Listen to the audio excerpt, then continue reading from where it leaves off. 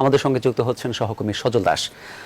আর সজল, দিন ঘনিয়ে আসার সঙ্গে সঙ্গে নির্বাচনী উত্তাপ কেমন দেখছেন, প্রচার প্রচারণা কেমন চলছে এবং ভোটাররা কি বলছেন এখনো?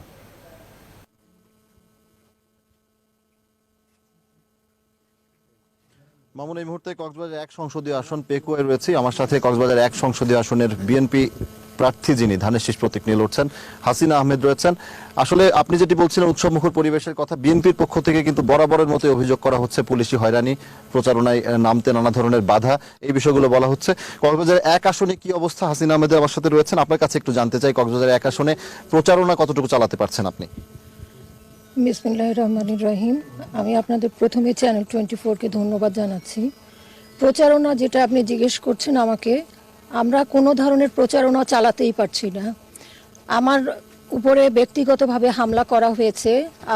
আপনাদেরকে আমি আরও আগেও জানিয়েছি, আপনাদের মারফত, টিভির মারফত, আরও কয়েক চ্যানেলও আমি জানিয়েছি যে আমার জানের উপরে ব্যক্তিগতভাবে বারংবার হামলা করা হচ্ছে। আমি যখনই প্রচারণা চালানোর জন্য বাইরে বেরোচ্ছি, যারা সরকার দলীয় পক্ষের আছেন ওনাদের গুন্ডা বাহিনী লেলিয়ে দিচ্ছে। আমার গাড়ি ভাঙচুর করা হয়েছে, আমাকে ব্যক্তিগতভাবে আক্রমণ করা হয়েছে। গ্রামের সাধারণ জনগণ যারা আছে তারা এসে আমাকে গাড়ি থেকে টেনে বের করে তাদের বাসায় নিয়ে গেছেন।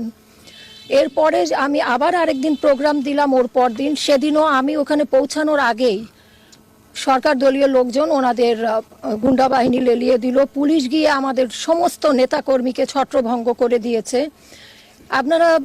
আপনাদের মারফত আমি সমগ্র দেশবাসীকে জানাতে চাই যে 3-4 দিনের ভিতরে আমার এলাকায় প্রায় 4টা থেকে 5টা মামলা হয়ে গেছে। আমার এলাকার শত শত নেতা কর্মীকে মামলায় আসামি করা হচ্ছে, তাদেরকে বাসায় থাকতে দিচ্ছে না রাত্রে।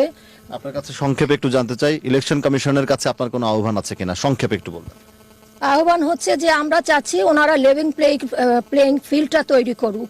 সরকার দলীয় পক্ষের লোকজন যেভাবে নির্বিঘ্নে প্রচারণা চালাচ্ছে, আমরাও সেইভাবে নির্বিঘ্নে প্রচারণা চালাতে চাই। আপনাকে অসংখ্য ধন্যবাদ হাসিনা আহমেদ। শুনছিলেন মামুন, সব জায়গার মতো কিন্তু এখানেও একই অবস্থা। কক্সবাজার 1 আসনে বিএনপি প্রার্থী যিনি রয়েছেন তিনি কিন্তু অভিযোগ করছেন তার গাড়িতে হামলা করা হয়েছে, তার নেতাকর্মীদের উপর হামলা করা হচ্ছে।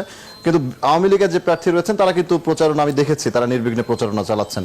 তো এই অনেক ধন্যবাদ আপনাকে আমাদের সঙ্গে যুক্ত হওয়ার জন্য। দর্শক, ভোটে লড়াই কক্সবাজার পেকুয়া থেকে আমাদের সঙ্গে যুক্ত হয়েছিলেন সহকর্মী সজল দাস।